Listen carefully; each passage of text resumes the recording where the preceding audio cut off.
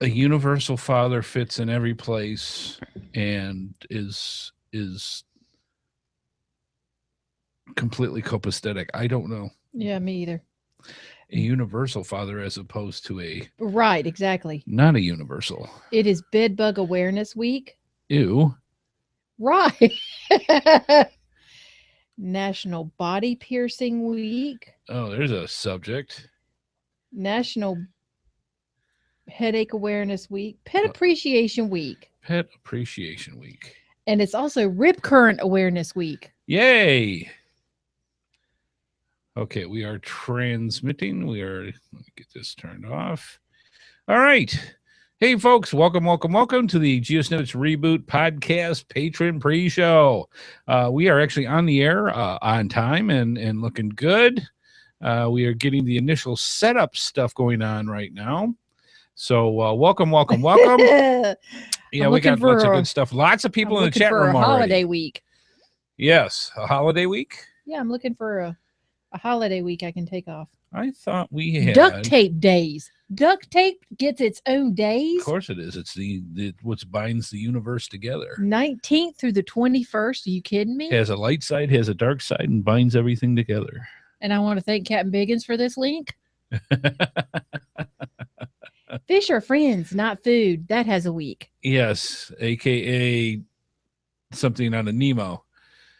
Fish are Nemo. Friends, not food. I love Nemo. Yes. All right. National Prevention of Eye Injuries Awareness. Ow. Just saying. World Police and Fire Games. Oh, I see something at work happening. Oh, do you? Yeah.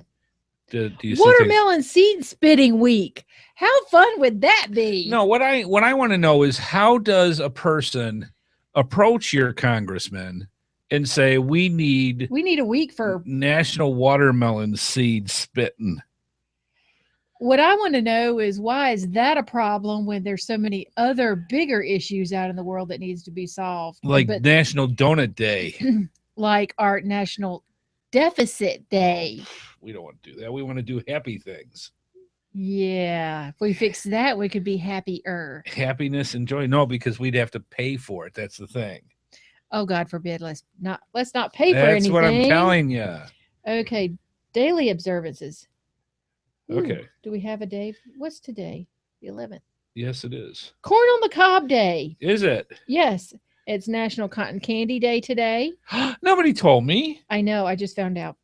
And it is Career Nurse Assistance Day. Well, there you go. Yes. Those are the three things today. I likey. Yeah. Well, good. Yeah. So hug your nurse. Yeah. And buy her some cotton candy and corn on the cob. And do it. Go do it now. I like that. After the show. Yes. Not now. Not now. We got a show to do. But now I want cotton candy. Okay.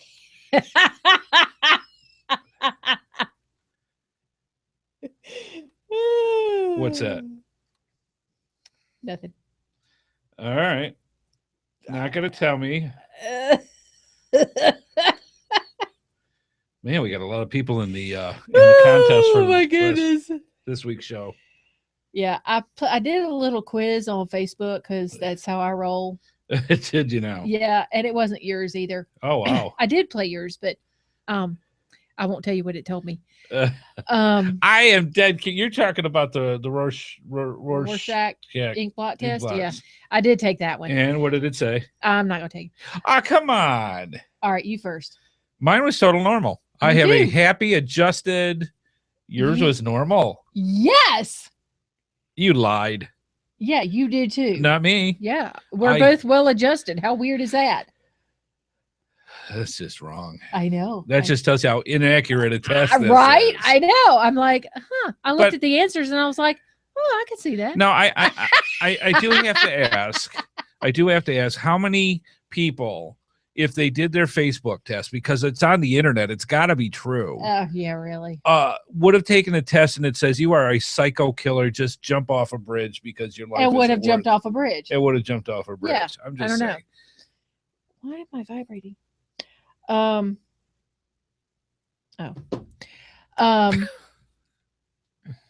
People talking to me about stuff. Are they now? Yeah. But no, I took another test and it said, what state should you live in? Did it say Michigan? No. Jersey? No. I would have jumped off a bridge then.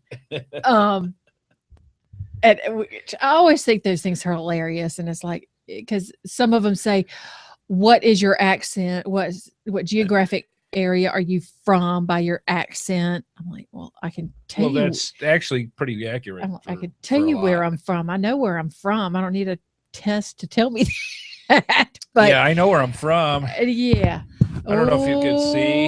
I borrowed my daughter's Maryland cup when we were up there at Woodstock. She's like, Dad, this is my cup. Yeah, well, we bought it, so there you go. Anyway, so I took the test, and guess where it says I should live? Where? Kansas. Really? Yep. Wow. So let's pack it up, baby, and move. Wow. There's no place like home. Would you move to Kansas? No. Not in a heartbeat. I know people from Kansas. They're great people. They're wonderful people. Let's just say the word tornado and alley. Why else? It is actually very common for the brown recluse. The brown recluse spider in Kansas is as common as any other house spider. That's how common they are out there. I other than that, it's very dry prairie-ish kind of stuff. I don't know much beyond that because I've never actually been in Kansas. But all I know is one of my friends, when I was working way back when, he had a postcard up on his cube, and he had this little arrow on it that he had made. And the postcard said in big words, Kansas tornado. And here's this F5 tornado in the picture, right in behind a parking lot, which you could see was where the picture was being taken. And I said, what's the arrow for? He said, that's my car. Oh my God. Was my car. Well, apparently there is nothing in Kansas except wheat, miles and tornadoes miles and of spiders. Wheat. Yes, and wheat. Lots and lots of wheat. So I don't really not getting me jumping to go to Kansas. And I had several people tell me, don't do it. Like I wasn't really packing up. It's okay. I was like, Andy's not going to leave anyway, so. No, I found my state. I'm very happy here. Yeah, he's not like I'm very happy with North Kakalaki. Now we could move to one end of the state or the other. We're kind of in the middle. I said we could move to one. Could? Yeah. Really? Yeah. Huh. If it wasn't for Grayson and Abby. Yes. Well, there you go. We could do all sorts of things, but if it wasn't for my niece and nephew. If it wasn't for stipulations. Yes, my nephew. Bless his little heart. Yes, he is. He's growing up so fast. Yes, he is. Yes. But hey, folks, welcome to the GeoSnippits Reboot Podcast Patron Pre-Show. We got a lot of stuff for you. Good stuff. One of the things we're going to be talking about, if you notice, I just kind of threw on the walls. These are the thwackers we've been talking about for the WWFM 12 Worldwide Flash Mob. This is it. This is the foam thwacker. If you notice, very thwackable, very nice. It's wonderful, and it's basically it doesn't really hurt. No, it's only about 2 feet long, 1.5 feet long, and it's 2x4 shaped, and it has the old HeadHardHat Hard Hat Brotherhood on it, and of course the thwacker. And it is just a foam. It's made out of the same stuff that foam fingers are made out of. And so what we are going to do on Saturday, let me do it. Help yourself. This is very therapeutic. Very, very, very therapeutic. And that's why we have more than one. So this is the whole point to the great thwacker attack. Is we are going to get right now. I'm not quite sure. I haven't checked the latest numbers, but we're going to have a bunch of people there just beating on stuff with a giant pillow fight with these guys, and we are going to have the Great Thwack Attack. Now, I was actually looking up. You have yours, I've got mine, and we've got more on the wall if we need them. So this is going to be a rough show, I'm just saying. So anyways, just watch the equipment, the coffee. The fun thing is that I was actually looking up, there are actual games out there. Yes, you can see where this is going to go. So we are going to see. It works much better sideways, I'm just saying. Yes, it does, actually. Look, Bobby, the two guys they're going after each other. This is all in fun. Just saying.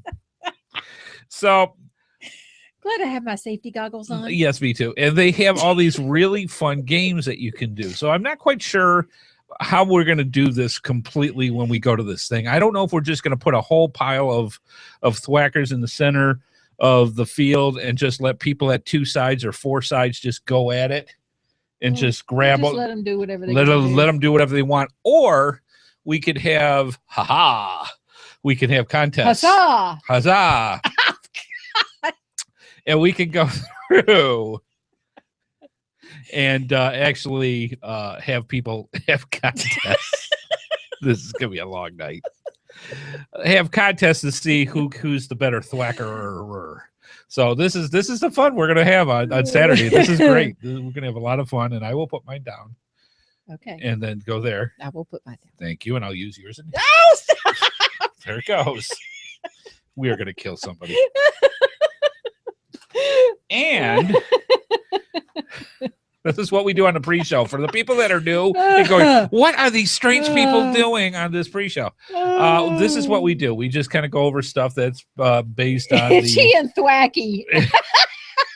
Thank you, chat room. That's our names. Yes. Oh Itchy my and gosh. Thwacky. Uh-huh. You're itchy. Thank you. I'm leaving that right there.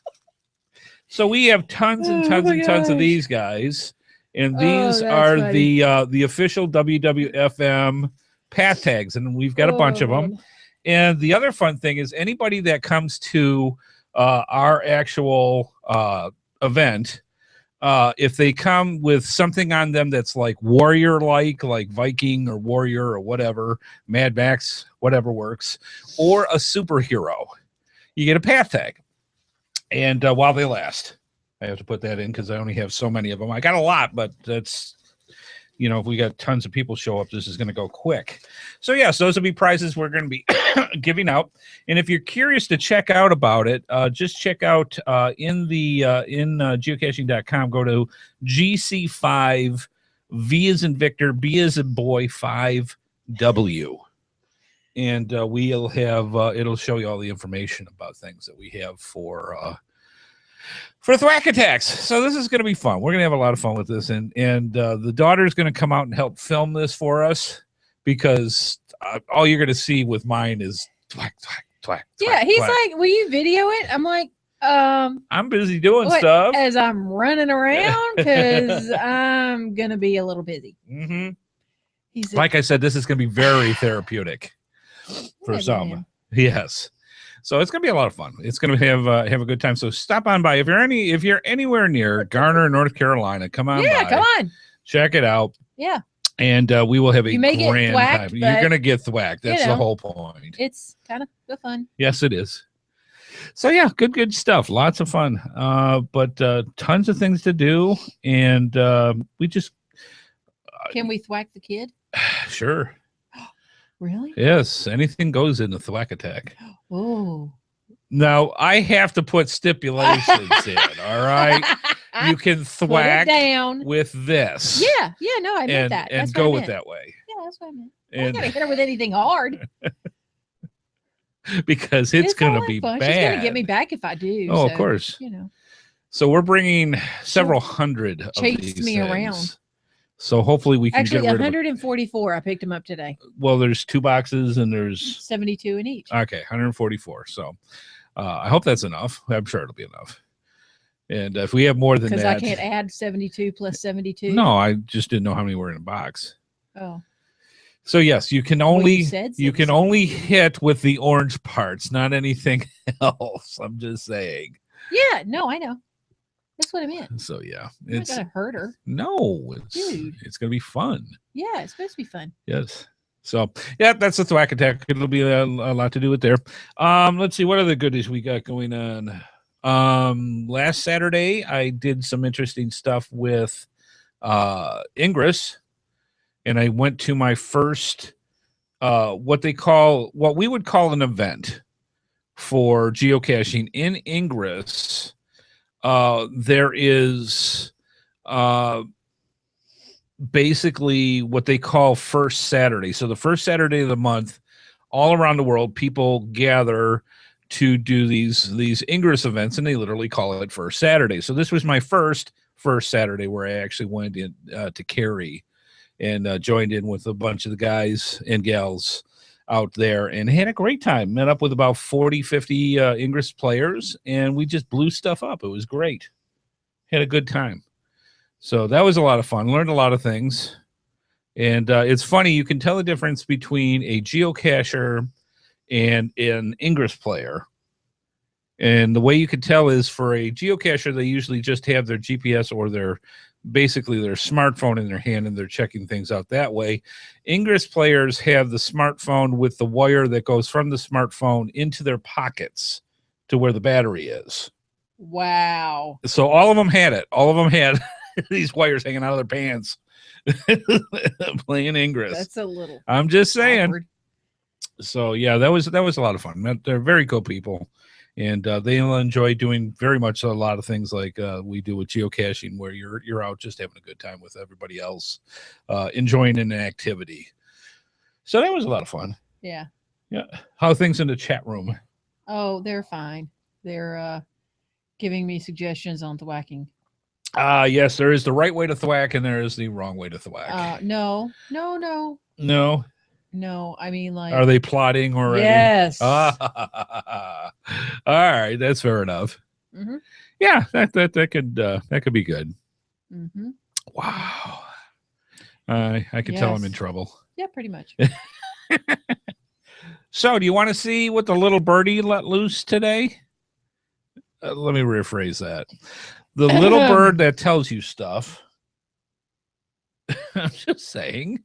Some birds let loose more than others. Okay, just move on. Anyways, really? Good grief. Tonight it was leaked out, said by the little bird that tells people things. And it gets worse. And it does. We've got the Torque of Seronis. The Torque of Seronis from gxproxy.com, and you'll get all this. This is the package that tells about all the lore of the Torque of Seronis, and very, very interesting. It's a Celtic, ancient Celtic forest lord that this is based off of the legend, and in it comes this. I won't take it out of the package, but this is the coin, and it is beautiful. These are gorgeous. It's very nice. It's a gorgeous coin. Take it out. I can. I didn't know if you had difficulty doing no, it. It was just because. But yeah, this is very the coin. Nice. It's gorgeous. The back of it is beautiful. Nicely done. Mm-hmm. Very deeply etched. Very heavy. This has got a good heft to it. It's very heavy. Very nice coin. And anyways, this is from gxproxy.com. And I wouldn't doubt if this isn't a Chris Mackey creation. Mm-hmm. And yeah, just awesome stuff. This is what we're giving away live tonight. So stick around with the show. You got to be there to play it. And that'll be towards later on. And you'll get a chance at winning this. And the other cool thing is, not only do you get the one coin, inside is also a proxy coin. Yeah. That is laser etched with the same exact markings as the actual coin itself. So you literally got a proxy coin that looks just like it, laser etched. Mm-hmm. So you keep this one, and you send the other one out into the wild. Oh yeah, and that way you can keep your collection growing. So that's what we're giving away tonight. I'm very, very excited about that. Good stuff. Yep. And again, you get all this. Yeah, it comes with the story and everything. Yep. I'm digging those things. Oh, geocoins? Well, no, yeah, but those things were They're gorgeous. They're with the beautifully done. story and all that other stuff. Do you want to see a sneak peek at something? Literally, nobody has seen this really yet. awesome. Nobody has seen it. Give me underneath the cards right there to your right. Yeah. Could you give me the coins that are there? Since it's show and tell night. Yes. We have not shown these to anybody yet. Nobody. Have I seen these? Yes. You were the ones that got them from that's Beverly. Right, I did. Yep. These are amazing. So you want to know stuff that's coming up? Oh my gosh. This is something. Now we are going to break this up. This is a complete set. There's 4 of them. So one of them is actually one of the specialty coins. And it's called Conquer the Minotaur. Yes. And this is again from GX Proxy. And go ahead and just pick one of them if you want. One? Yeah. And they come in different colors and different shadings. So you got the black enamel, you've got the copper, you've got the gold, the rough gold finish, and different colorings that come with this. And I have not even seen, oh my God, I didn't even see this. Yeah. I haven't even looked at them. It's been sitting on my desk over here and it's been waiting. Oh my God, that is gorgeous. Yep. Can I show them? Yep. All right. So here we go. This is one side. And you can now what you got to really appreciate with this, that's the Minotaur holding the giant warhammer. It's raised. Yes. It's raised out of the top of the coin. Look at that. That is gorgeous work. Yeah. We have the complete set. And go ahead and show the other side. And again, it's beautiful with just a gorgeous geocoin. You want to talk heft? Yeah, this is something. Now, one of the things that I was curious about, the other side of it is split. Yes, and it does not open. It does not open. Okay, no, it's actually a Triton. Yeah, because I did the same thing, but it is split in the middle. Yeah, because you can see the split down the center of the. Yeah, and it looks like it should open. Yes, like a Sherpa coin. It's actually a Triton with wings that goes through the center of the coin and through in front of the actual Minotaur itself, the bowl. Cool? Oh my God, the work on this thing, it looks like pewter. I'm going to have to double check with that because the actual Minotaur actually is pewter color. It's gorgeous. This is a piece of art. Let me see something. And it says 5-5, few will attempt, fewer will succeed, all are challenged. Okay. Oh my God, it's gorgeous. So these are I said. Let me show you something. Okay. This one is like the gold or the rose gold or whatever around the edge. This one is different, but the Minotaur on the front is the same. It's pewter. It's the same. Yes, because there's different colorings, different sets of colorings for each one of the 4. This one is absolutely stunning. Oh, with the red. One of these are actually the special coin for it, the special edition. Oh, that's beautiful with the teal in the back. Okay, so the one we're sitting here looking at, and it's like, show us the coin. Yeah. This has a red background with the Minotaur in front, and on the back, the bowl that it shows is teal. Has a teal background to it with red. It's beautiful coloring, gorgeous. I freaking love that one. Yeah. Yeah. So this is a 5-5 coin and is absolutely amazing. I didn't even realize it until I just read the etchings on it. Yeah. So gorgeous stuff. Well, we have the entire set, and yes, over time we will be giving this out. Okay. So this one is about the same color. It's not as vibrant, right, just as pretty, but it's got a kind of a darker red on the front. And the Minotaur is dark. Yeah, and the Minotaur is dark, but the back is, look at that. It's kind of a darker teal. Yeah, it's almost like a what they call with the scratched etch. Yeah. Tanning to it, coloring to it. Yeah. It's gorgeous work. I love GX Proxy. The coins they come up with just awesome. Yeah. So that'll be going on the wish list. Anyway. I'm just saying, because that's not in our collection. And we will be giving these away to you guys. Yeah. Which is awesome. It's great for you, bad for us. I'm just saying. That's okay. We'll have to talk to Santa and see if we can. Yes. I So saw that'll that be and I'm coming up. like, oh my God. Beverly is wonderful because this time Mine. I had Like a little Amy seagull. go over and I said, go say hi to Beverly, see if she's got any goodies for us, because she always does when we go to these events. And it goes through, and she said, here. It's like, oh no, you don't understand what you just did. And actually she does. She knows Oh, Amy. yeah. All the vendors know Amy very well now, Yeah. including Aaron from Coins and Pins. Hey, Aaron.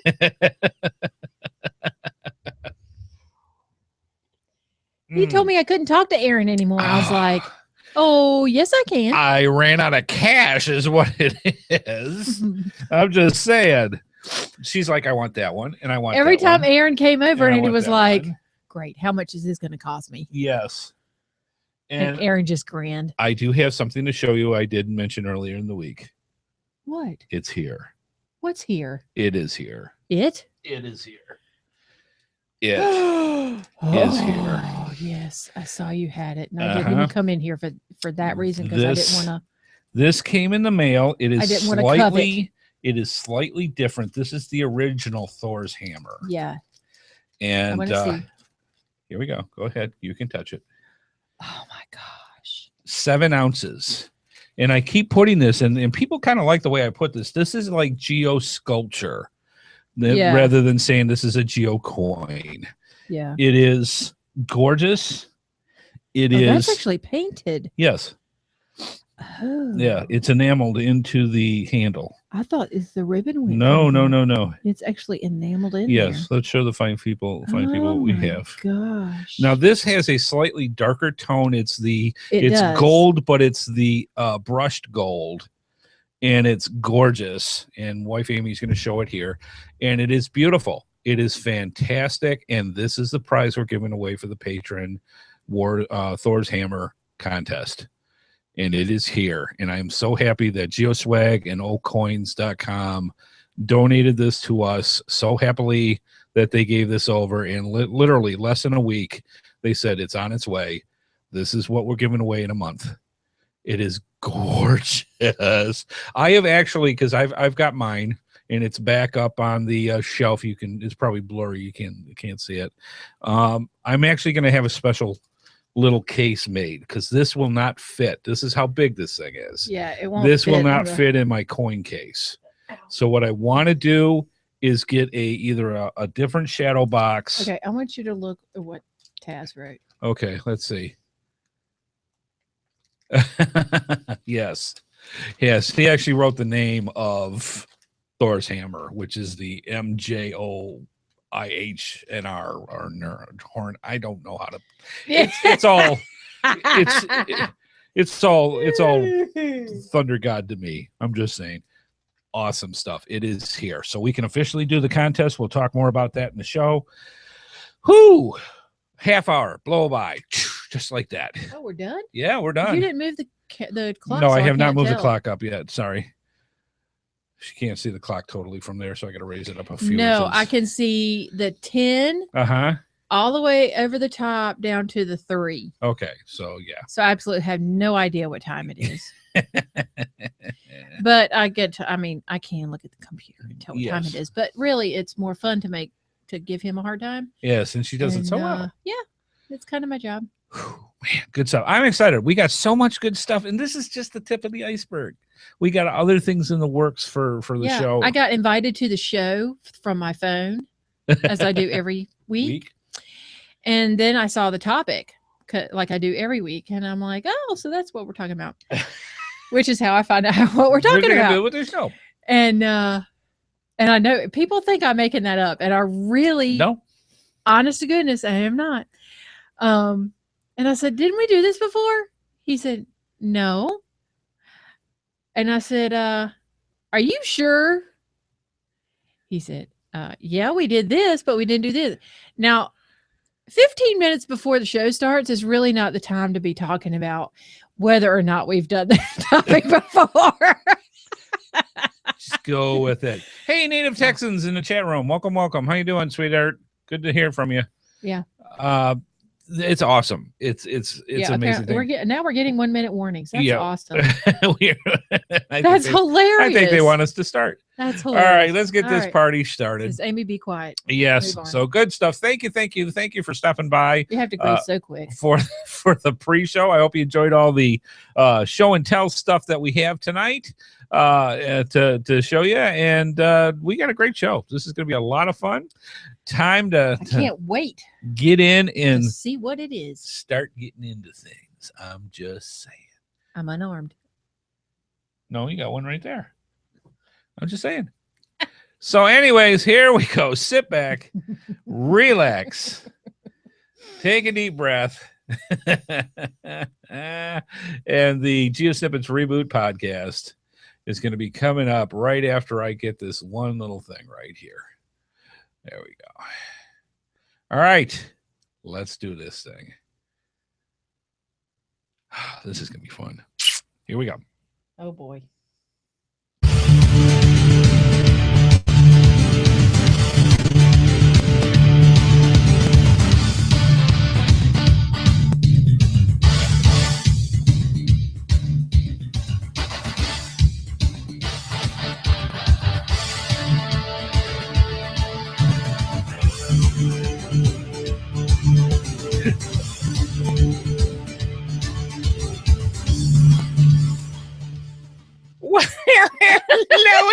Hello, and welcome to the GeoSnippits Reboot Podcast, where we have tonight is Thwacker Night, because this weekend at the WWFM 12, the Worldwide Flash Mob 12, we have a Thwacker attack flash mob, where we are going to be using these wonderful foam 2x4s that we're going to use to have a giant pillow fight with about, let's just say a whole bunch of geocachers are scheduling to get in. So it's going to be a lot of fun. And this will be going out all night. I'm just saying. So we got extra thwackers on the wall. We got thwackers here to take on each other. And it's going to be a lot of fun. So anyways. I had a request. What's that? I just did it. Never mind. Oh, okay. I'll leave that there. Good. So yeah, good stuff. Lots to do. Let me see if I can get some things going on here. So yes, June 13th, this Saturday, will be the WWFM 12 Worldwide Flash Mob. More on that in the show. Let me get over here so I can actually bring up. There we go. Yeah, let's see. See, we got all flustered, thwacking each other. That's all a part of the fun. Recorded live. Yes, I did. Yes, I did. Recorded live. It is June 11th, 2015. In the next hour or so, co-host both wife Amy and myself will be giving you all the interesting information and tidbits about the game, the sport. Yes. The obsession. Known as geocaching. Geocaching. Yes, we've had our coffee, I can tell you. Lots of stuff. So yeah, we'll get right into stuff. So yeah, we're very excited. We're gonna have a lot of people over for the Thwacker attack. Not over. We're gonna meet a bunch of people. Yeah, and not here. It's gonna be at a park nearby. The dog may get upset. Oh, I'm telling you. Beating us. Yeah, but it's gonna be a lot of fun, and we got a lot of people coming over. And if you happen to be anywhere near Garner, North Carolina, if you want to check out our event page, it's GC5.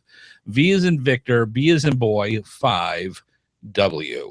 And check that out, and it'll tell all about all the fun we're going to be having on Saturday for the Great Thwacker Attack Flash Mob.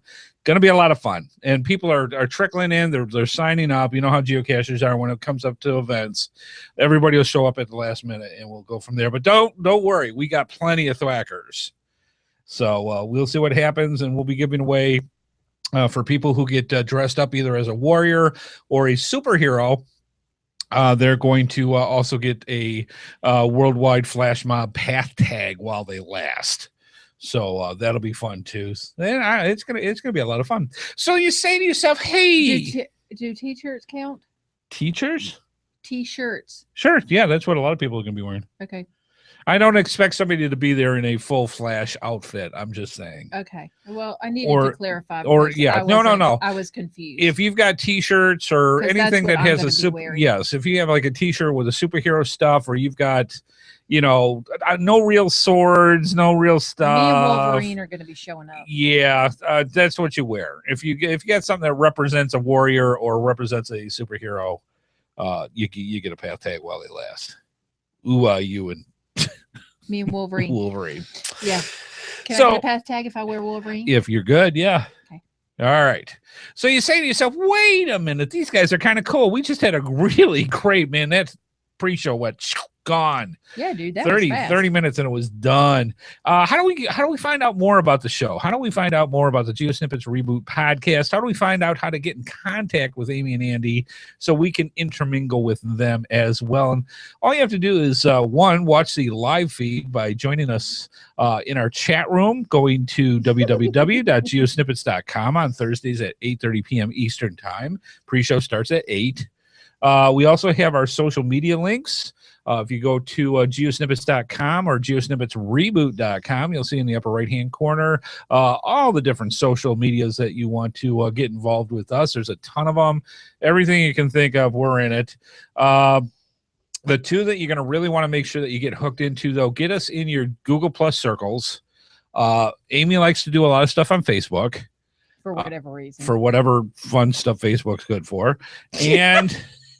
the main thing, don't get me started about Facebook. Quizzes. We had quizzes today. Yes, quizzes too.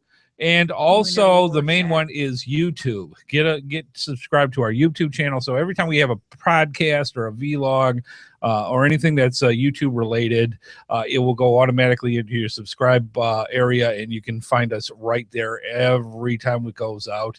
You don't have to go searching for us.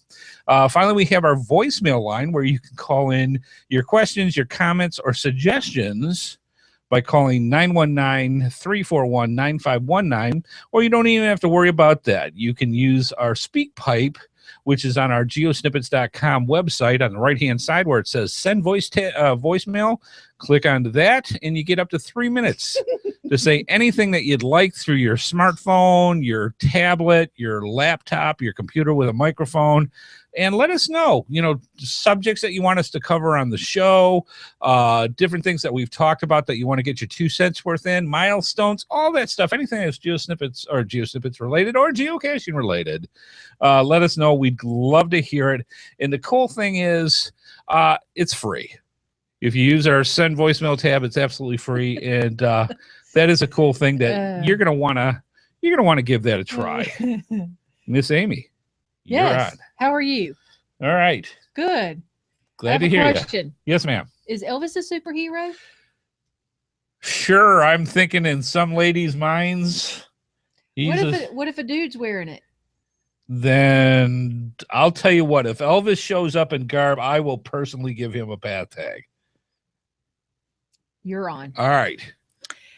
So are you. I love these swackers. They're very therapeutic. Yes, they are. Yes. We have feedback. Yes, we do. From one of our new family members. Yes. Joshua. Yes. The geocaching vlogger. And this is good. I love this. Anyways, he's got a quick message that he sent to us over the week. And here we go. Let's give it a listen. Hello. It is Joshua, the geocaching vlogger, and just calling in Andy and Amy just to say hello and just say thank you so much for that incredible interview that you gave me at Geo Woodstock. It was maybe one of the most fun and hilarious interviews I have ever done. So thank you so much for that. And I totally look forward to hanging out with you guys at Geo Woodstock 14. And I also just wanted to say to you, Andy, I'm so sorry that last week you got a little bit flustered. It is okay if you accidentally call me the geocaching vlogger. That is just fine. Anyway, guys, just wanted to say hello and love your faces. And we'll see you next time. Great show as always. The geocaching vlogger logging out. Thanks. Thank you, Josh. I The love him. geocaching vlogger. He is such a great guy. We finally got to meet him and hang around during Geo Woodstock. And he is literally, and we're not kidding when we say family. It's Sonny, Sandy, and Sean were there. Same thing. Yeah. It's for us. It's a family, and he can come around and hang around with us anytime. Amazing person. Just when you see and go to Joshua's vlog area in YouTube and go through and see his different videos, and you see the energy this man has. Yeah. It is. I wish they could bottle it, seriously, because holy smokes, ton of money. And he is just amazing. I'm seeing the pictures in the chat room of superheroes. I want to see that. So, anyways, Joshua is an amazing person, and he can come by anytime. He's a great individual, very fun guy. I'll share my cookies with him. And if you didn't yet, and if you didn't see the interview. If you didn't see the interview with Joshua and wife Amy and myself, go to his channel, or if you go to the front of the GeoSnippits website, go down towards the bottom half, and you will see the video there, because I actually have it marked there as well. Check it out. It's an amazingly fun interview. We did that on pre-registration night and just had a great time. So anyways, moving along. We're still on superheroes. Oh, are we still on superheroes? We're arguing not arguing, but we're discussing who's superhero and who's not. Oh, see, yeah, that gets into a whole thing. I'm not going there. We got too much to talk about. We got way too much to talk about. Because you know who is said not to be a superhero. Okay, let's go. I'm not getting into it. So, you've been waiting for all of this. We talked about it last week. It is starting tonight. So, announcing the GeoSnippits Reboot Podcast patron giveaway contest, where we are going to be giving away, courtesy of geoswag.com, geoswag.com, and oakcoins.com, the Mega Thor hammer. This is it. It came in the mail earlier in the week. It is awesome. It is awesome. It is sauce, amazing. If they still say that. Yes. Now this has a like slightly darker gold finish to it. It's got kind of the brushed steel look to it. It is gorgeous. It weighs 7 ounces, almost half a pound. And like I say, this is not a geo coin in my book. This is geo sculpture. This is incredibly decent, incredibly beautiful, nice work, and it's amazing. It is absolutely something you're going to want to have in your collection. So make sure you check out geoswag.com and oakcoins.com, and they talk about these guys. So this is what we're giving away, and we're going to go over and talk about how it actually works. And this is what happens is you need to become a patron. So this is actually turning into kind of a fundraiser of sorts. The idea is we need money by the end of the year to help keep the show going, pay all the big bills, keep things going, and keep on the air, quite frankly. To do that, geoswag.com and oakcoins.com donated this. And the idea is this. You have to become a patron to win it. You have to become a patron. You've heard us talk about it every week. If you go to the right side of the screen, you'll see Sponsor Me on Patreon. And you click on that. It gives all the information you want to know about the reward system that we give out. Basically, it boils down to this. For $1 a week for a set number of weeks, if you sign up for it for a particular reward, we expect you to stick around for those number of weeks to pay that reward. It's literally $1 a week. If you become a patron, no matter what amount or what reward that you set up for, you automatically have one entry in for this drawing. If you're already a patron and have been, you get one entry per person. Now, we have a link on our website, and if you go towards the top of the website itself, you'll see a link up with the other ones that say Win Thor's Hammer. You click on that and it'll take you to the page and it'll tell them all the information about that as well. But there's a way of getting extra entries in. So what happens is we also have PayPal as a way for people to donate money. So what we came up with is if you want to have more than one entry, you're already a patron, you want more than one entry into the contest, what you do is you make a donation through PayPal. You click on the PayPal link. It's right above the Patreon. And for every dollar you give, you get an entry. So if you give $5, you get 5 more entries. You give $10, you get 10 more entries. This is a fundraiser. We already have people. We announced it 3 days ago. We already have people giving in for extra entries. So I'm just saying, it's going to be there. This is going to run until July 9th. When we're going to have the drawing. So in 4 weeks. Oh, I get to look at it. We will give that away on July 9th when we have the drawing. Please, if you've ever considered before about becoming a patron, now's the time. Because it doesn't stop with this contest. We've got tons more stuff coming up down the road, plus all the cool rewards. So Thor's Hammer. This is how we start. We got much more we'll talk over the next month about this. All right, let's move on. We've got the GeoSnippits Reboot Podcast Geocaching Poll of the Week. This was a good one. This was a real good one. We put this out this week. Normally, we keep them out for a week or two and see what the responses is. We had this out for 3 days, and we already have a ton of responses, and I thought it was a good thing to talk about. It goes like this.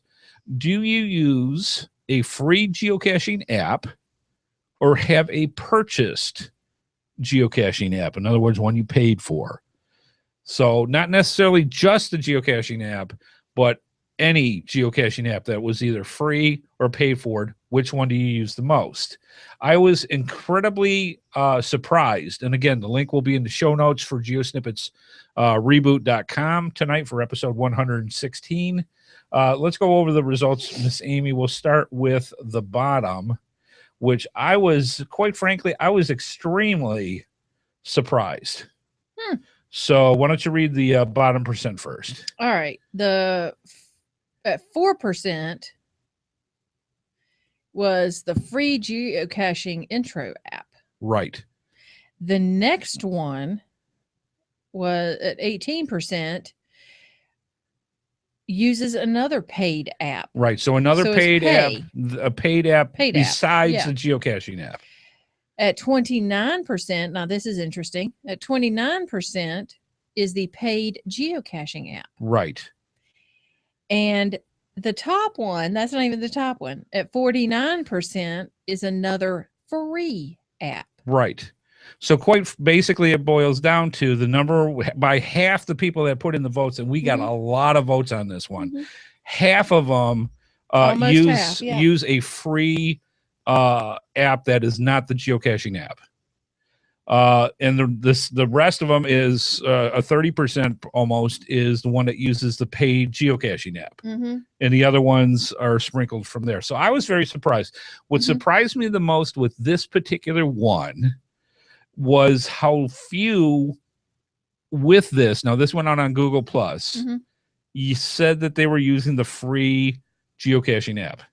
I expected that to be through the roof.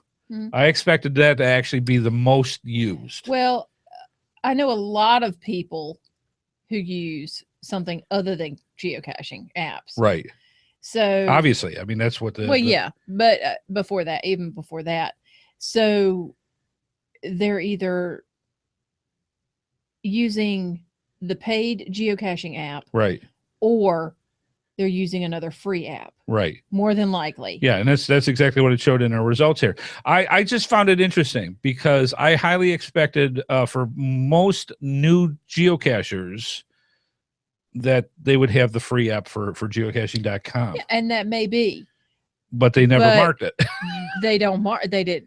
Well, yeah. So that's my question. This is why, a plus or minus thing here. But why what does that mean? Does that mean that most people that use the free geocaching app aren't into the social networks like Google Plus, things like that? They just got into it and said, hey, I'm going to give it a try and go.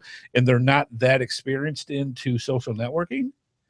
I mean, that's the part that I'm trying to put together. It could be that the people who are new haven't found you yet, or through geocaching. Right. So, and that opens up that whole different can of worms about Yeah. people in So I think geocaching. people who are new to geocaching, that yes, they are going to use a free app before they do Right. anything else.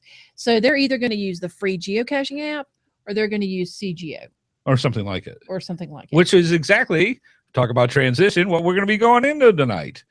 And we've got I all the literally notes. had no idea. So We will have the link to this poll in the show notes tonight. Again, GeoSnippits Reboot.com at episode 116, and you can go and put it in your 2 cents.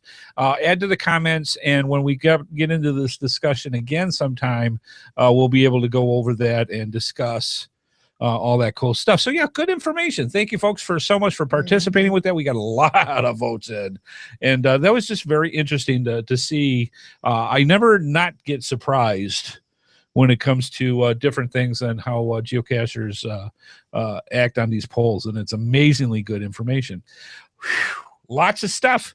Let's move on.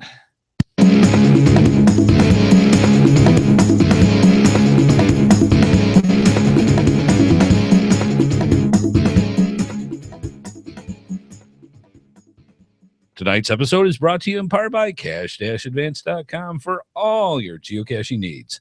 Cache-advance.com, go find it. and also by coinsandpins.com, the best place to get custom coins, geo coins, lapel pins, and patches made. Go through our GeoSnippits links and use the promo code HeadHardHat for a 10% discount. And FYI for our listeners, you can sign up for their newsletter to get notified of when new coins and patches are available for sale.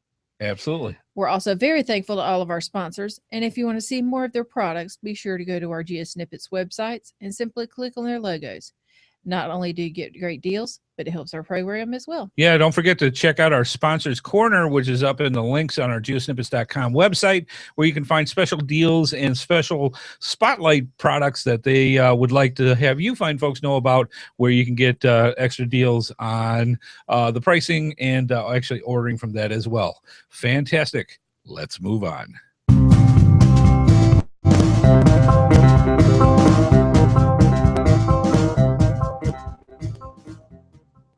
Yeehaw! Yep. Understanding geocaching mobile apps. GeoSnippits Reboot Podcast, episode 116. You know, it's interesting. Just like Amy said earlier, I was in the pre-show or the beginning of the show, I don't remember exactly, where she was saying, didn't we just talk about this not too long ago?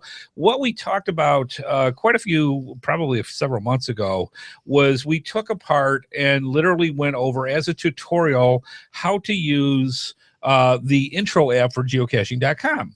Mm-hmm. This is a little different. This is kind of an overview and understanding all the different geocaching mobile apps out there. And when I say all, it really isn't as many as there used to was. Mm-hmm. There's some key ones that are out there dependent on operating system, but it's broken down.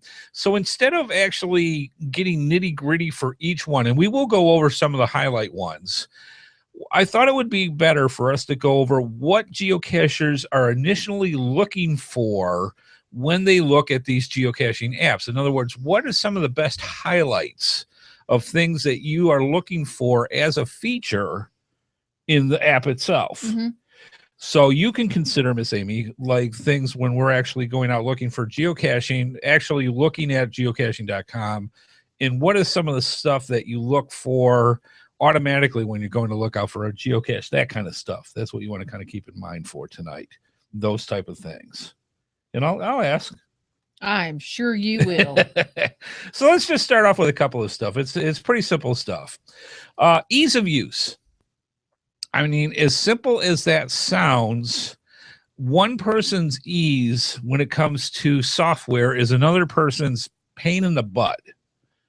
And I think what geocachers, especially ones that are new to geocaching, they really want to have something that they can just look at, get a general understanding, and just go geocaching and understand what they have. Mm-hmm. And that has some pluses and minuses to it, because geocaching isn't as simple as, well, let's just go find this Tupperware in the woods. Mm-mm. There's a whole lot more that gets into that. But some of the things that you want to consider if you are looking for a geocaching app or a different geocaching app or things like this. Ease of use is good because it gets you out in the field finding geocaches faster. Very, very cool. Bad because you don't have time to learn the nuances of geocaching, which can cause problems. For example, if you are going out looking for a geocache with little experience, you have very little point of reference to know what to even look for. That makes it difficult. And that obviously is something that comes with playing the game, doing the activity. The more you find with geocaches, it's like, oh, well, that isn't the same thing as the last time I saw it. Something different. I need to remember that. Those are the kind of things that that you have to learn with experience. The other thing is a lot of the stuff that deals with geocaching ethics, that doesn't come out of the intro app. I mean, No, it's got, and we've played with it. We've looked at it. It's got many things in there to kind of help you, but it doesn't. Some of the information is there, but you kind of have to dig for it.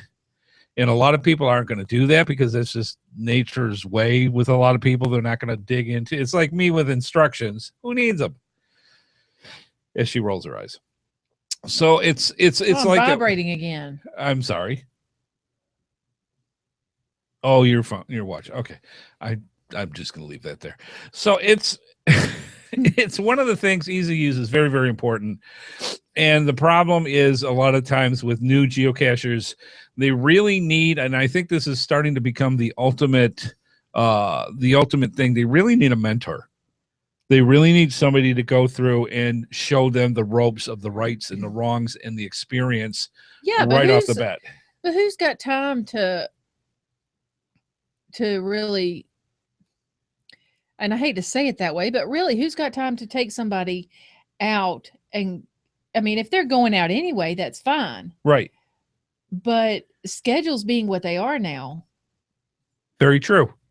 There's really not a lot that you can do about that. I think one of the things that really happens, and I thought about this actually earlier today, this very subject, I didn't start really understanding geocaching as a whole until I started attending events and meeting other geocachers.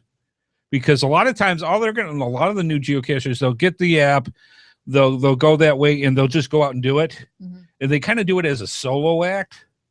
And go that way. It isn't until you go to the events, meet other geocachers, get their experiences, what they have, and usually the invitation is, hey, we're heading out this weekend. Why don't you come along and go that way? And either that or we need to start actually coming up with a way, okay, trademark HeadHardHat, a way of setting up field trips for geocachers to say, hey, we're going geocaching, come along with us. And have a way of an easier way of setting up so that other geocachers, new geocachers, can meet up with experienced geocachers to go out. Because otherwise, they got to learn it. They got to learn it on the streets. And how are you going to find out who's new? Well, that's the kicker. If we can get all the answers, we would have. Yeah, you can't just say, I need a list of everybody who's new, and I'm going to call them and say, no. Hey, we're having a field trip. You want to go? No, but if you have an area like on we've got the NCGO, which is our North Carolina geocaching organization, which is the main one for the state. Oh, okay. So take Fall Fling. Okay. You get somebody new. Yes. Or take Woodstock. Somebody wandered up to Woodstock, brand new, had never even seen a geocache before. Right. And that was their first event, was Geo Woodstock. Yes. I said, wow, man, you picked a good one, didn't you? And so I had to explain Woodstock to him first. Right. And then I brought him over to the booth. And I'm like, right. Okay, one, weird that I'm explaining geocaching to somebody, but two, you needed a friend, to help you because A mentor, yes. had no clue what he was doing. Yeah, and the best And he shouldn't, because he's never done it before. Right. In those kind of cases, that's why I handed him a card with our information for the podcast to say, yeah, exactly. This is where you start. Watch this stuff. Watch this stuff. And I hope he did, but and then go from there. At least that gives him something to go with. Yeah. But I think there needs to be an interim step between new geocachers that are just starting out and events and having these field trips to say, hey, we're having a field trip. We're going over here, because a lot of people in North Carolina do that anyways. Hey, we're on Facebook, and we put out on the Facebook page, we're going out, come along type thing. Mm-hmm. There needs to be something I think would be an added step to help get newer geocachers quicker in the groove with mentors, is my whole point with this. So anyways, we rambled on that quite a bit. Just a thought, and we'd love to hear your feedback from you fine folks on what you think is a better way of getting new geocachers that have no experience, excuse me, into geocaching with experienced people so that they can get into it. All right, the next thing that people want to get when it comes to geocaching mobile apps is real-time geocaching, which is what that does. In the old days, boys and girls, when you had a GPSr, you would go out and you would log either on paper or your PDA, your phone, what have you, and you would mark the geocaches that you found. Later, you would go and literally log them all at once on your laptop or what have you. When mobile, I'd forget. Huh? I'd forget. Well, that's why you mark them down. I still have my actual log book, which is a paper log that's that thick. Yeah. Of all the geocaches. I think it's my first 500 geocaches I ever found. Yeah.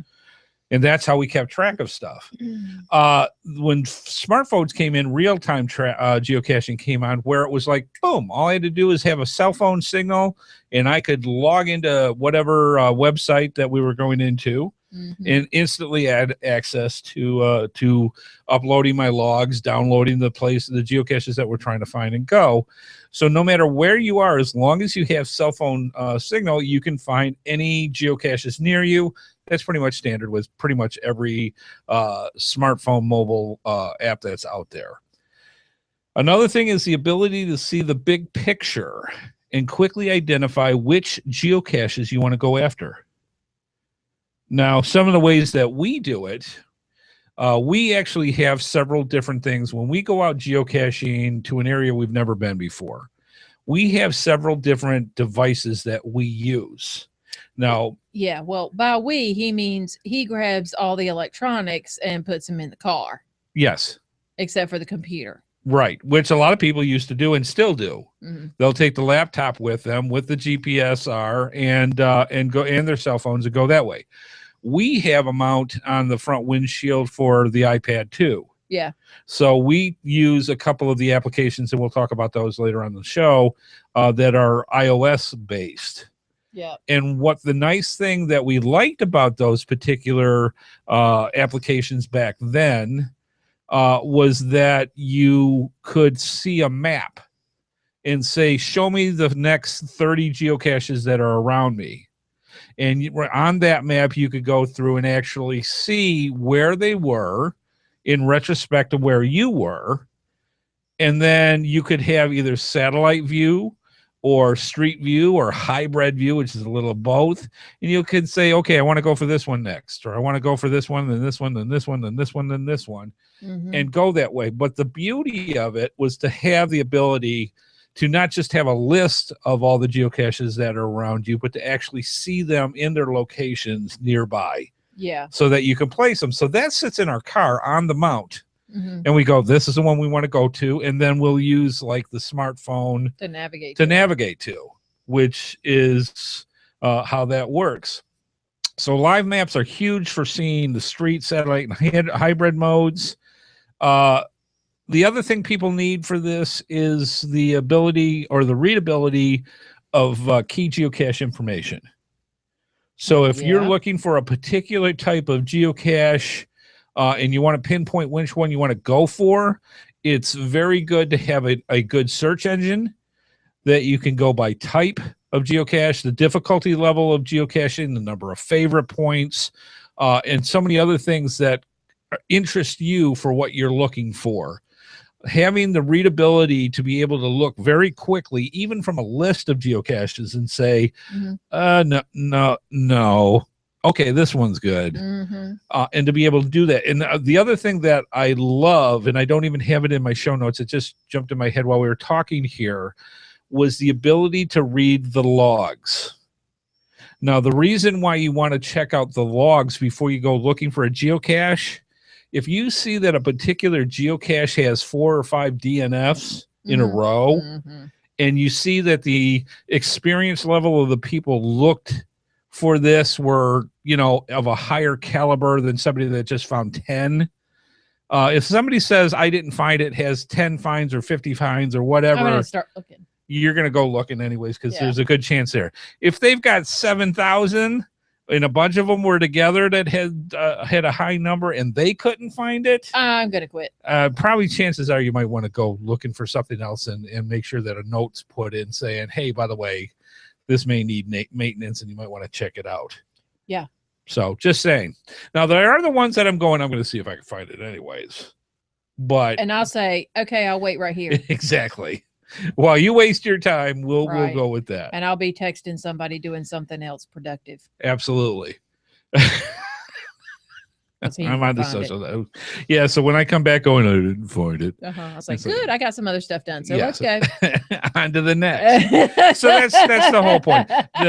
The idea is to be able to ascertain very quickly which geocaches you want to find and why. And to have the readability to do that quickly is key to a mobile app. It's just the best way to go. Now, the other part that's also key for mobile apps is built-in navigation for driving to the best destination to get to the geocache.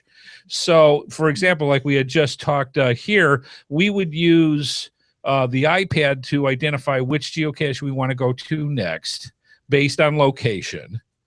And then we would use the smartphone, or you can use a Nuvi or, navigation, however you want to work that, if you've got geocaches built into that as well.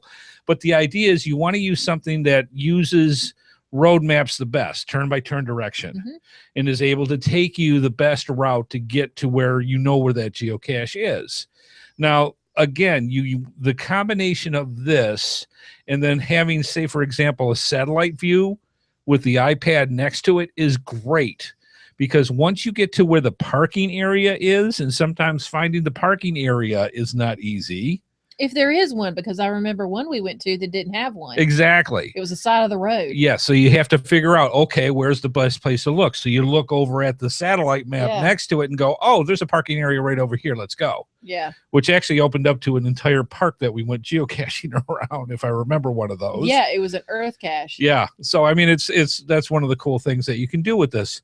It also gives you the ability, when you look over at the map, to be able to say, I see all these trees over here, or I see a swamp, or I see a pond. Is it on this side of the stream or that side of the stream? Yeah. Very key information to be able to have the navigation to get you there the best way. So you got to look at the terrain. You got to check the terrain out before you could dive into things like that. If you're on a path or a trail, that's one thing. But if you're out, going from one geocache to the next, you don't always have those options.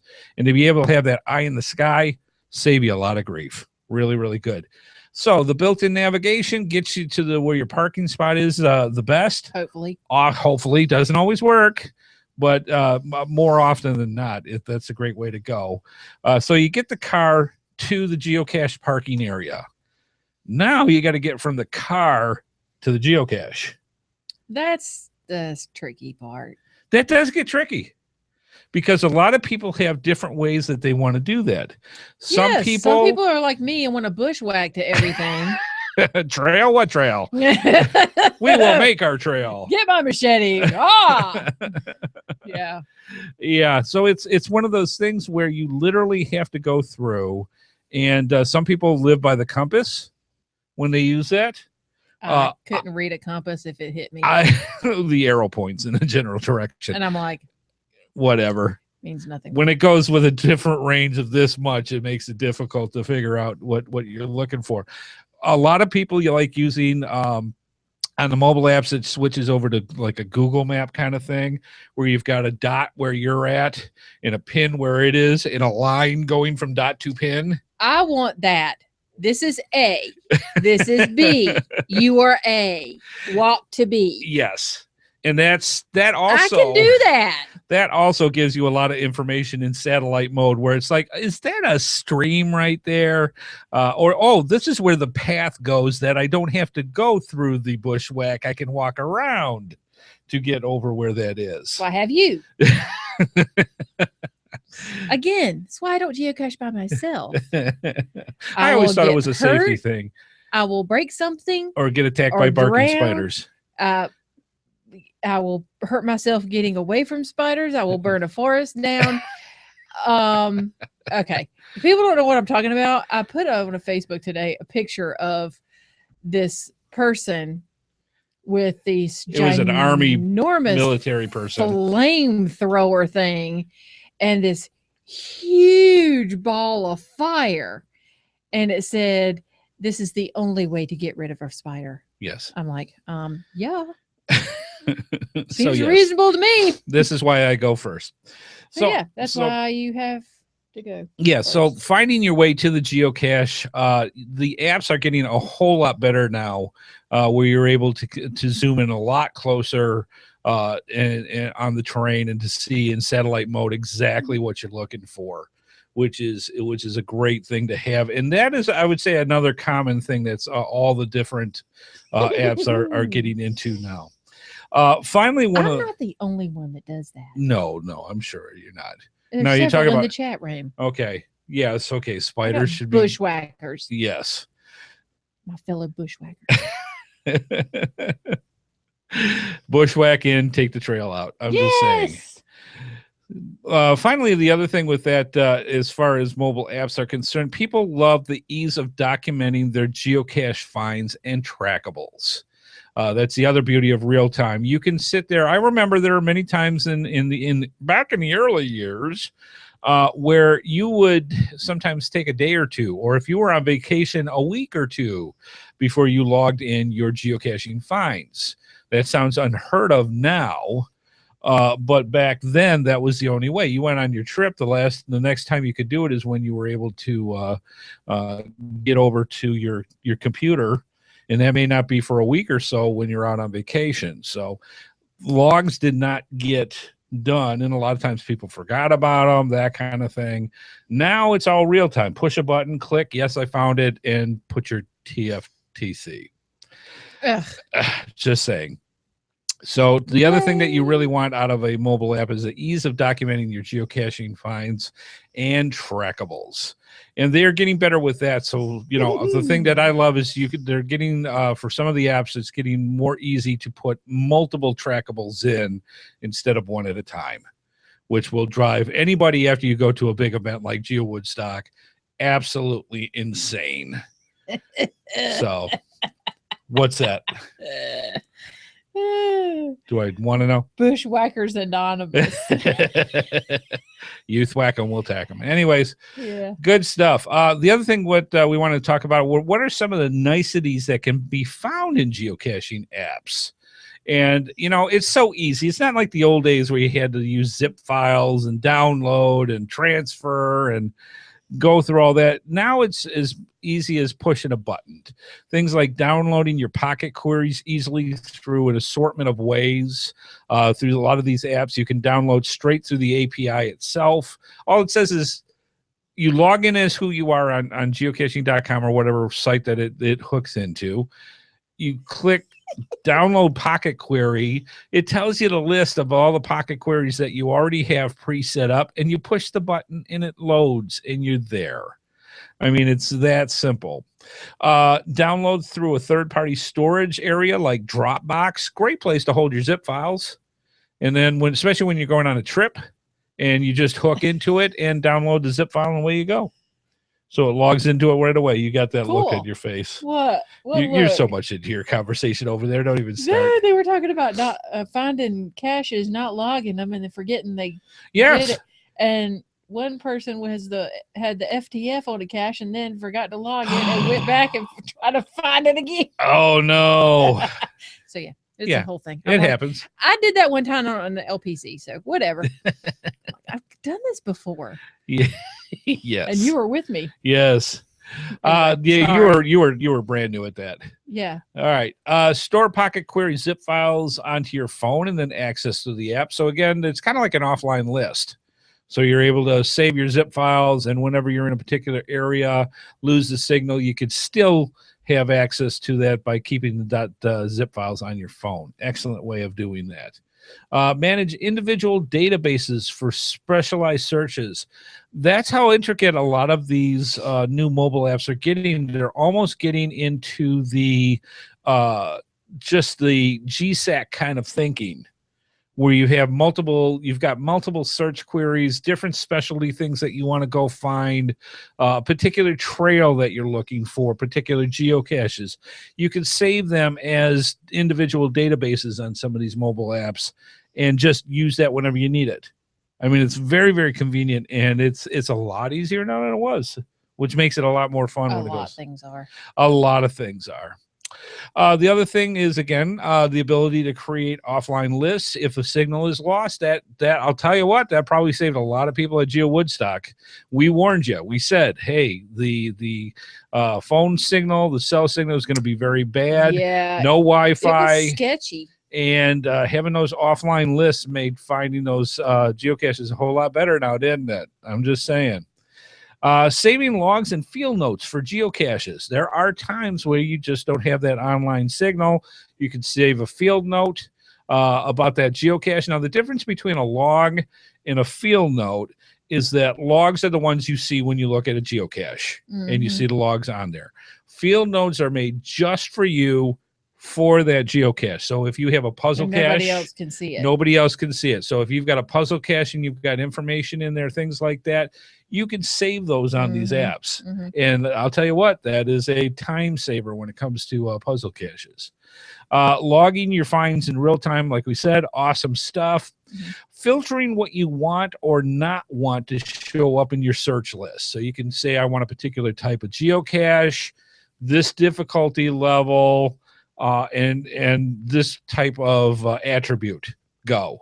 And you're able to go through and do it. So the mobile apps are awesome. And the only thing I put this in here is because I find wife Amy and I doing this all the time, giving you the ability to look at your souvenirs. Oh, I do. There is something awesome about your a new state, or one of the specialty things that comes up for souvenirs on geocaching.com. Yeah, I like looking at it. And to be able to sit there and go, oh, there it is. I got the souvenir, and to be able to check it out. On it. Yeah. So good stuff. All right. Running a little late, but these are all the niceties, all the things that we are. When you are checking out your mobile apps and you want to see what you want to get into for yourself, those are the type of things that you're going to want to look for. Now, let's go over some of the different apps, and there's only a few really out there, and I'm kind of surprised how it has dwindled down over the years. So we're going to break this down in the usual way. There are two different, there's three. We don't get into window phones. I'm sorry. We're just going to leave that off. We're just going to go with the two biggies. The two biggies, Android, iOS. Yep. And for you people with Windows, we apologize. We don't downgrade you, but we're just going to stick with the two. We're going to stick with the two. Thank you very much. Just saying. All right, Thack Attack. Let's get into very quickly the four that I have here for Android. The Geocaching Intro app is free. Yes. And it has a lot of the features that are in the geocaching app itself, only very, very strictly minimized. So in other words, you can only find, I think it's 3 geocaches at a time on it. You can't find hardly anything. It only is traditionals. Yeah, you can't and find at a certain level. or right. anything. So. It is literally made for you to get a taste of geocaching. Yep. And to go that way. It is literally for new people. Yes, it's literally for getting you started.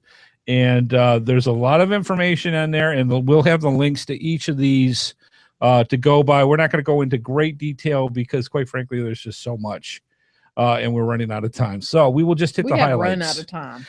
Geocaching app itself, on the Android goes for $9.99 USD. I'm not getting into the other stuff of other countries and how much you pay. Yes. I'm just saying.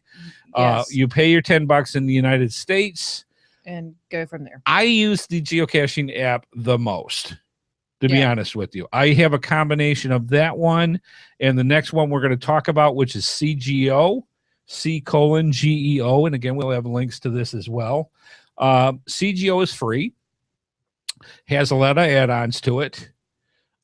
They're very similar between the geocaching app and CGO. The geocaching app has come a long way. And quite frankly, in some situations, I have had it happen, whether it's fluke or however it's working. If I can't get it on the geocaching app, I can get it on CGO and vice versa. So those are the two that I usually keep together when it comes to that. CGO is free. It has had its up and downs. The original person that the developer that wrote kind of walked away from it. Some other people took over it and keep it going. It's an okay app. It's a good app. A lot of people use it.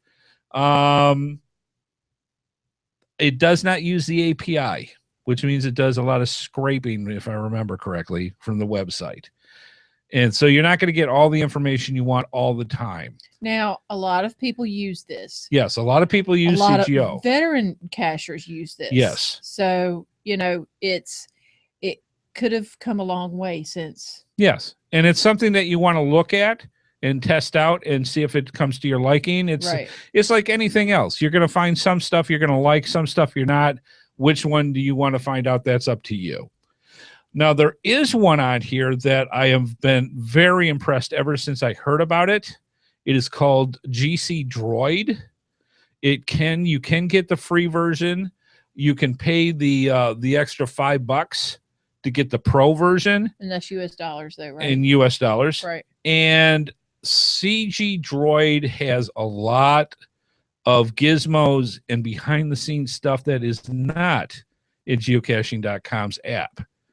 And I am very impressed with it. I bought that as well. That is also on my phone. And it is getting better all the time. And like I said, there's a lot of stuff that has things you would find on Project GC or GSAC built right into it. It is very sweet. So something to consider.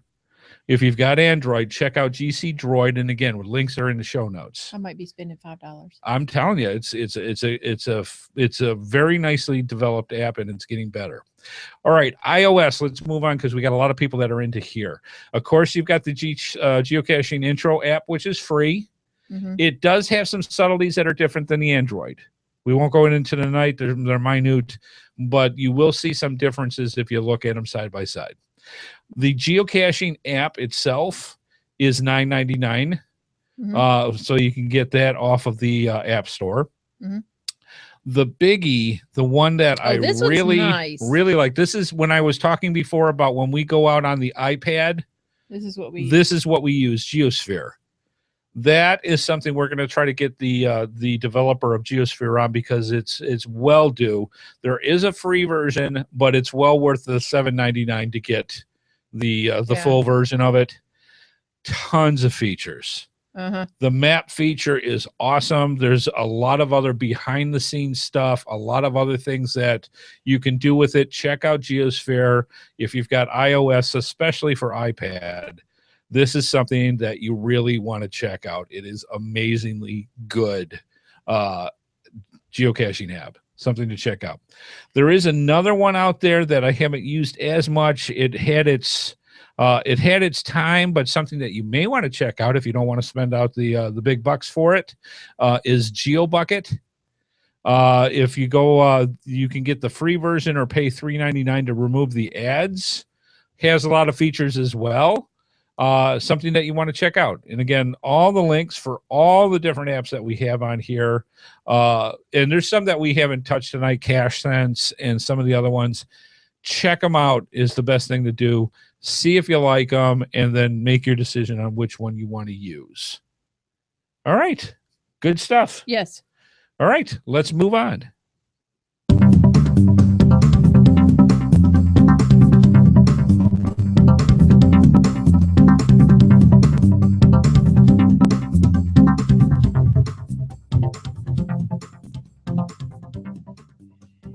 Your support helps keep all of the GeoSnippits Reboot shows running along.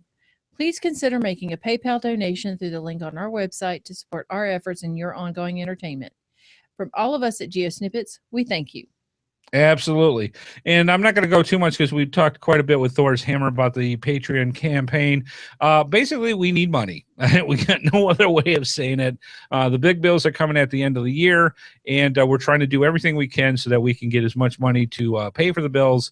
And not only do we have the once-a-year bills, we also have the monthly bills that go as well. Everything that it takes for keeping our show going. So we please consider becoming a patron. Not only do you help becoming a contributing factor for our show, you also get into some really cool rewards as the Thor's Hammer contest that we've got starting tonight. All right, excellent stuff. Let's move on.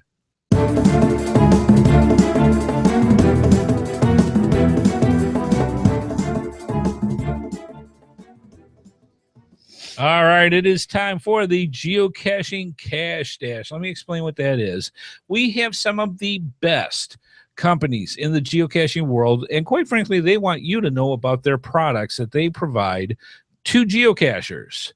To do that, they send us some of those products, and we spotlight them here on the GeoSnippits Reboot Podcast and turn them into prizes, which we give away each and every week in the Geocaching Cash Dash.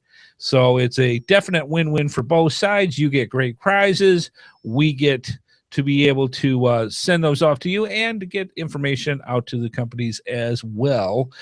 Miss Amy, if you would please, could we talk about episode 115? What was the prize? Is from cash-advance.com is the Right in the Rain pin and a grab bag. Yes, item. now what we call grab bags. We had grab bags at Geo Woodstock. Yep.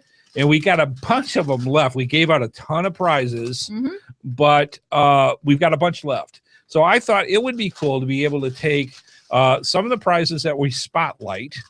And in this particular case, it was the Right in the Rain pen, which is right here. And whatever was in the grab bag that wife Amy picked for that week just happened to be a Cash-Advance bulk cache, which is an awesome. Matter of fact, we found one when we were out geocaching at Geo Woodstock, actually, which was really cool. So this goes to a lucky winner. What was the question? Who is the initial developer of Tupperware in 1942? And the answer was, in 1942, Columbus sailed the ocean blue. Yes, he did. Earl Tupper. I don't think it was 1942. Yeah. Anyways. No. Earl Tupper developed his first bell-shaped container. The brand products were introduced to the public in 1948. Yes, Earl Tupper made Tupperware. Go figure. All right, so this is how this works. We have a list of all the geocaches. All the geocachers. Really? Wow. That's a big list. We have a list of all the emails that were sent in with the correct answer, and I have them right here. I also have my random number generator, which has a number between 1 and the correct number of answers that we got in for episode 115. Now, I'm going to generate the number here, and then I'm going to bring up, there's the list itself.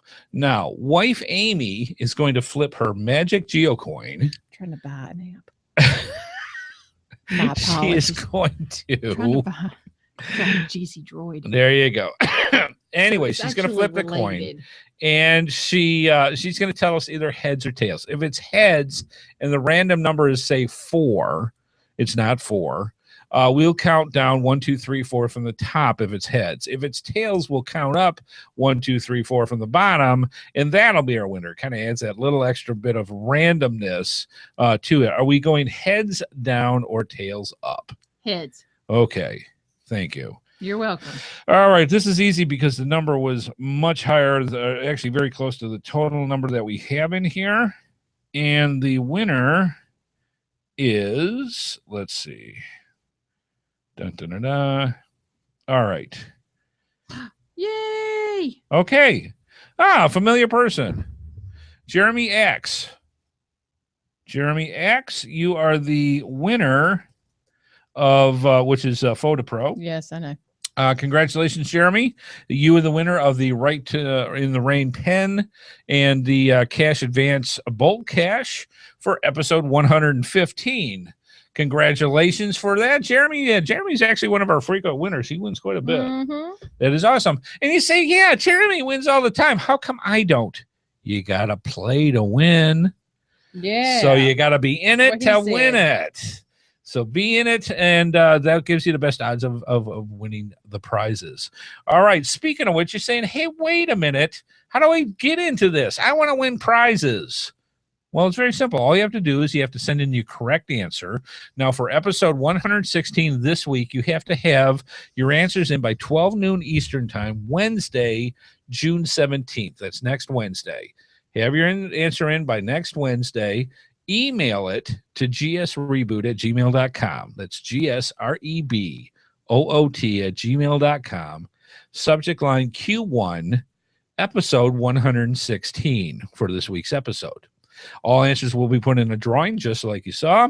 Some weeks for the people in the live chat room will have a second prize that you can win right here, right now, like tonight. That's right. That little birdie told out. We've got a prize that we're giving away, a fantastic prize. And we'll get into that in just a couple of minutes.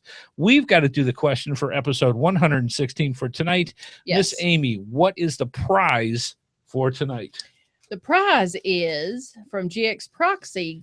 It's a grab bag. Yes. And it has a whistle, a tick key, and a Wild Ones butterfly. This is so awesome. And yes, provided by the Glad bag that we got 10,000 of quart size. We are providing the grab bag, which has a very cool whistle on it that says, I'm not lost, I'm caching. Yes. And it's got a tick key in here. Very handy to keep in your Yes. geocaching pack. This is cool. This is called Wild Ones, which GX Proxies make.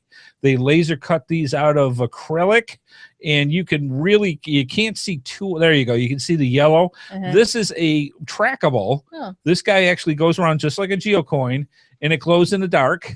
Really? And it's a kind of like a firefly, and glows in the dark, and just a really cool little trackable that you can send out into the wild. He's And cute. and Oh, you can tell he glows. Yeah, and it's called Wild Ones.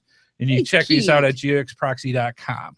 So that is the grab bag. And we're going to have more of these because Beverly gave us like a ton of stuff. Yeah. And she we're going to did. make these little wonderful grab bags. Now, not only do you get this, you also get a grab bag from us. Ooh, cool. So wife Amy's going to reach over into the box we have over here of what's left of our Ooh, this one's heavy. grab bag. And she picked one out. Oh. And we have no idea what's in Nope, I any have of no them. idea what this is. So she's reaching into the grab bag, and she will tell what. Ooh. Oh, all right. I would want this. All right, let's see. I don't even know got? what it is, but I can feel it. What do we got? Oh, cool. It's a geocoin, It is. and it's from coinsandpins.com. Oh, this is gorgeous. And this is the calendar or seasons yes. geocoin. You can't get these anymore. No. This is out of the this is out of the cash stash archives. And this is the big, beautiful geocoin, heavy. It's got black enamel around the outside of it, and it has the different seasons. Very nice, very pretty, awesome. So that's in the grab bag. So I'm going to take this. Ugh. You're going to put that in there. Aaron. I don't think they have those anymore.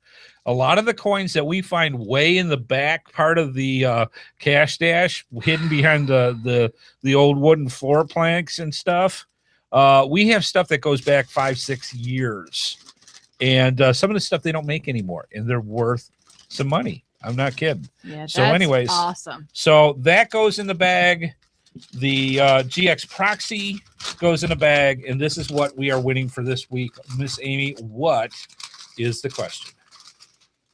Question is, what is the start date for the geocaching challenge to go out and find a T5 or D5 geocache? All right. Try that one more time.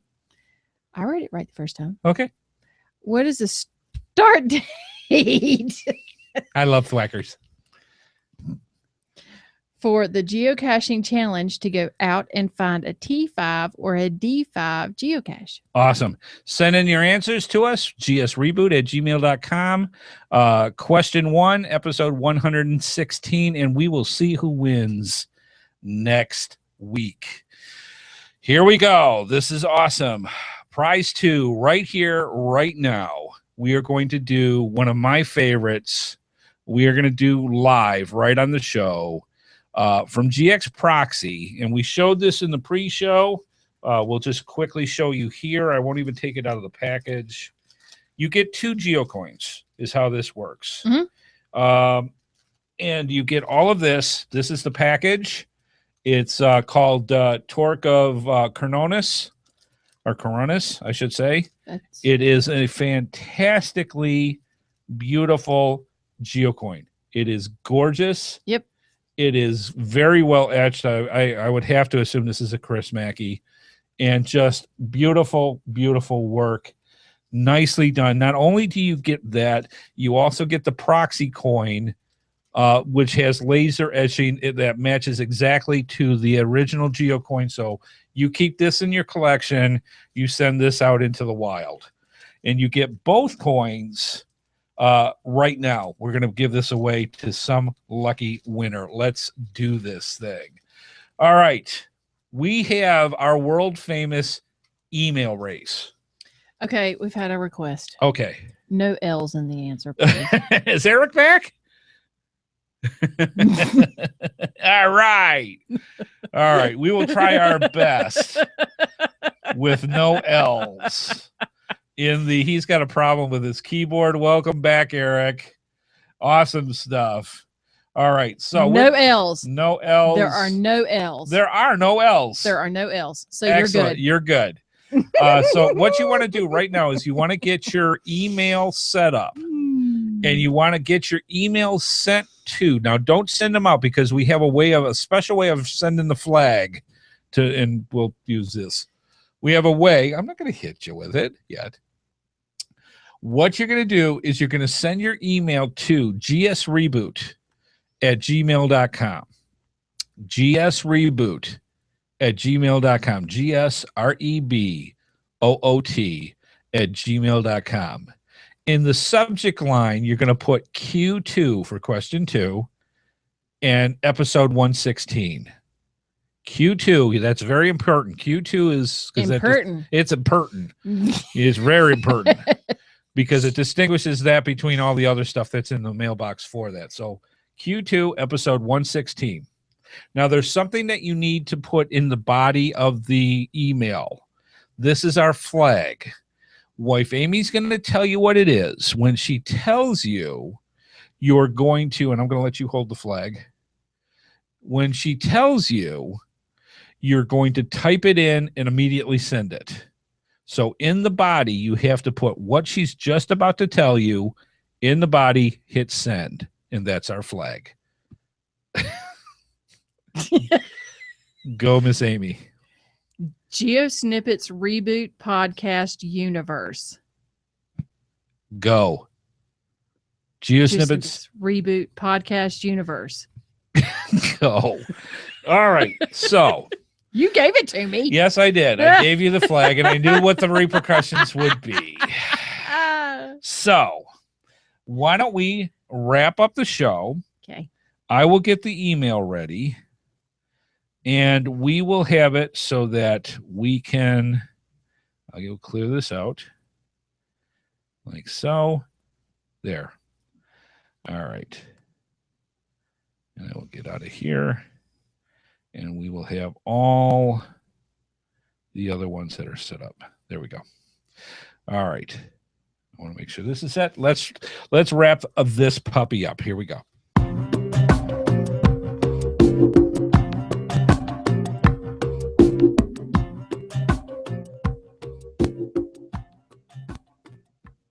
Well, we want to thank you, fine folks, for stopping on by and watching the show. I know we're running a little bit late tonight, but we had that much information to go through, and that is great. Let us know what you think about the show. Send us an email. Send us a speak pipe. Send us a voicemail. We appreciate hearing this from you, what you think about the show, suggestions that you'd like to have for future shows, all that information. We don't want to guess. We love hearing straight from you guys. Plus, we don't like sad Amy. So please, please, please send in your viewer feedback, and we'd be glad to put that on so that I don't have to sleep on the couch. It's just a good thing. Second, please become a patron. We've hit you all night about that, so I'm not going to go any more than that. Thank you to the patrons that's already here. Thank you for the people that are about to become a patron. We greatly, greatly appreciate it. And finally, tell others about the GeoSnippits Reboot Podcast. Have them become part of our universe and just become part of the family. We greatly appreciate each and every one of you all the time, each and every week. Thank you so much. Let others know so that they can come join in on the fun. Miss Amy. Want to thank our sponsors, cash-advance.com and coinsandpins.com.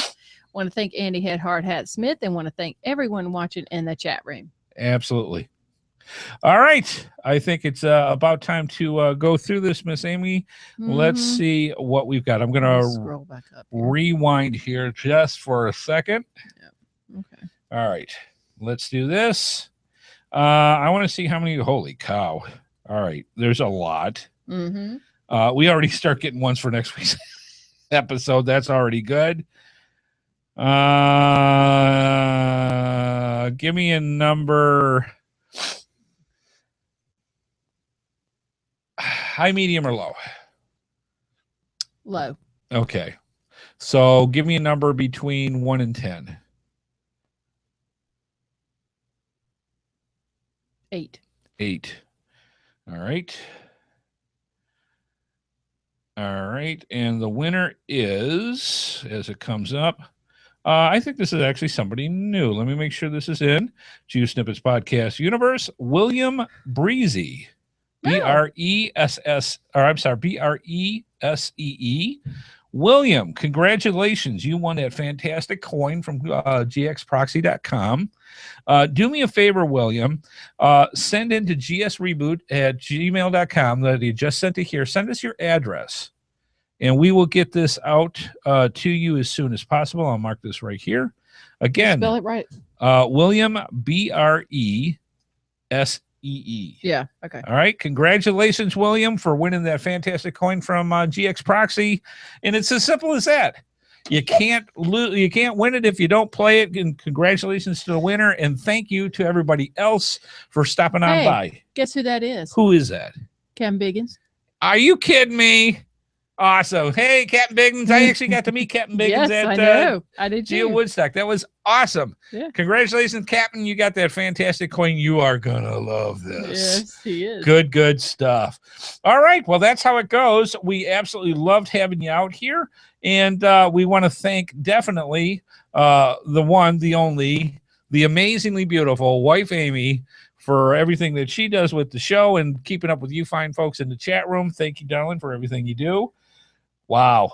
And yeah, this is going to be a lot of fun. Like I said, the thwackers are going to be great therapy. I can see it already. Whoo, lots of stuff. Good upcoming shows coming on, special guests. You will find out about that next week. And as we like to say in the GeoSnippets studios here in Raleigh, North Carolina, see you out on the trails, folks. Bye-bye.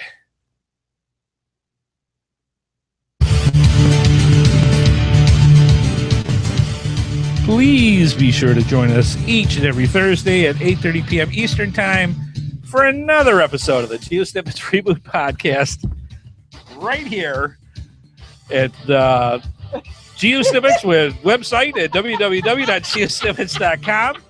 The video version of the show is available on YouTube, and the audio version is available on iTunes, Stitcher, Blueberry, the Tech Podcast Network, and many of your favorite podcatchers.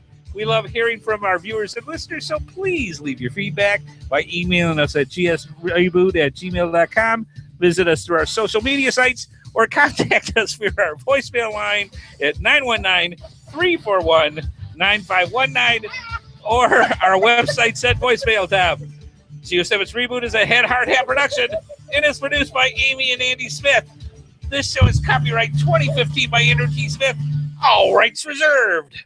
Yeah! You missed it!